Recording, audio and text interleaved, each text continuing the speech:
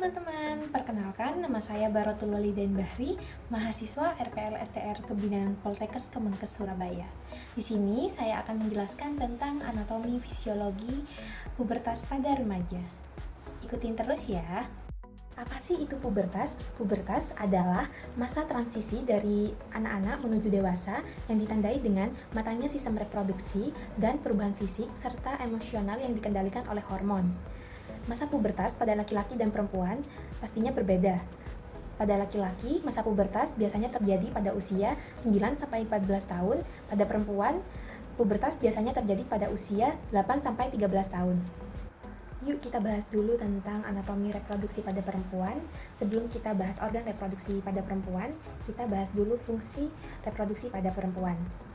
Yang pertama, berfungsi untuk menghasilkan ovum. Yang kedua, tempat terjadinya pembuahan dan perkembangan janin. Yang ketiga, menghasilkan hormon seksual seperti estrogen dan progesteron. Yang keempat, mengalami siklus menstruasi secara berkala.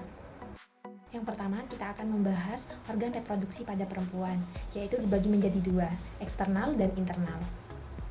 Eksternal, yang pertama mempubis, bantalan lemak yang melindungi tulang kemaluan. Yang kedua, labia mayora adalah lipatan luar yang berambut yang berfungsi melindungi bagian dalam. Yang ketiga, labia minora, lipatan dalam yang sensitif yang melindungi lubang vagina dan uretra. Yang keempat yaitu klitoris yang memiliki banyak ujung saraf sekitar 8.000 yang berfungsi untuk rangsangan seksual. Yang kelima yaitu lubang vagina yang berfungsi keluarnya darah menstruasi, jalan masuk penis saat berhubungan, dan jalan lahir bayi.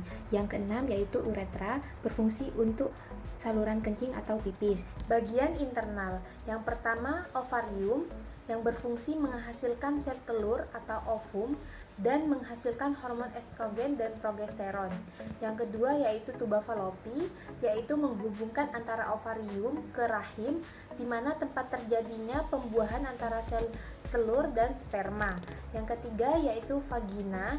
Vagina adalah saluran elastis yang berfungsi untuk hubungan seksual, jalan lahir bayi, dan keluarnya darah menstruasi. Yang keempat yaitu serviks, yaitu menghubungkan antara rahim dan vagina yang berfungsi menghasilkan lendir untuk mempermudah atau menghambat jalannya sperma. Yang kelima, rahim, yaitu organ berotot yang berbentuk seperti buah pir terbalik yang fungsinya untuk tempat berkembangnya embrio dan janin selama kehamilan. Yang keenam, infundibulum, yaitu bagian ujung dari tuba falopi yang berbentuk seperti jari-jari yang fungsinya untuk menangkap sel ovum yang dilepaskan ovarium saat ovulasi. Yang ketujuh atau yang terakhir yaitu endometrium, lapisan terdalam dari dinding rahim yang berfungsi sebagai tempat menempelnya embrio. Selanjutnya kita akan membahas tentang organ reproduksi pada laki-laki. Sebelum kita membahas tentang organ reproduksi pada laki-laki, kita akan membahas tentang fungsi reproduksi pada laki-laki. Yang pertama, menghasilkan sperma. Yang kedua, menghasilkan hormon, yaitu terutama testosteron. Yang ketiga, yaitu menyalurkan dan mengeluarkan sperma pada saat ejakulasi. Organ reproduksi pada laki-laki yaitu dibagi menjadi dua, eksternal dan internal. Pada bagian eksternal, yang pertama yaitu penis. Penis sendiri adalah organ kopulasi atau hubungan seksual dan tempat keluarnya urin dan sperma. Yang kedua yaitu skrotum.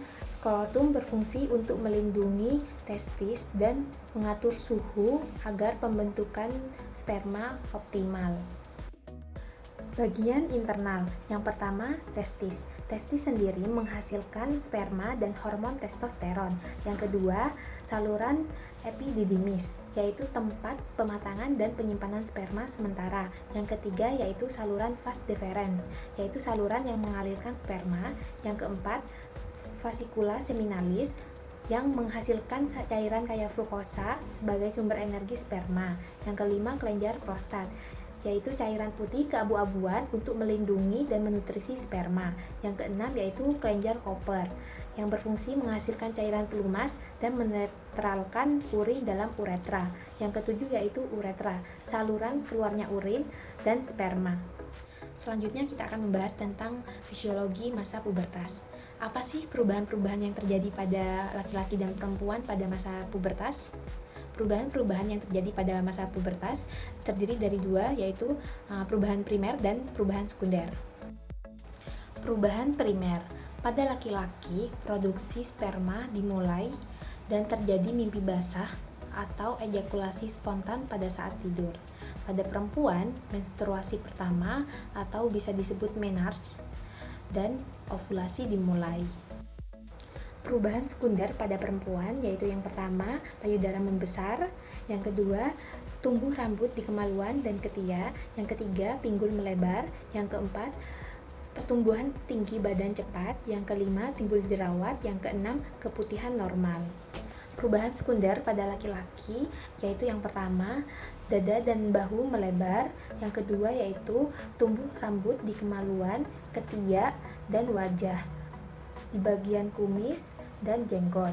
Yang ketiga yaitu suara membesar, yang keempat pertumbuhan otot meningkat, yang kelima yaitu tumbuh jerawat, yang keenam produksi sperma dan ejakulasi spontan. Oke teman-teman, itu tadi penjelasan singkat dari saya tentang anatomi dan fisiologi pada masa pubertas. Kurang lebihnya mohon maaf, semoga materi yang saya sampaikan dapat bermanfaat dan bisa menambah wawasan bagi kita semua. Terima kasih. Dadah!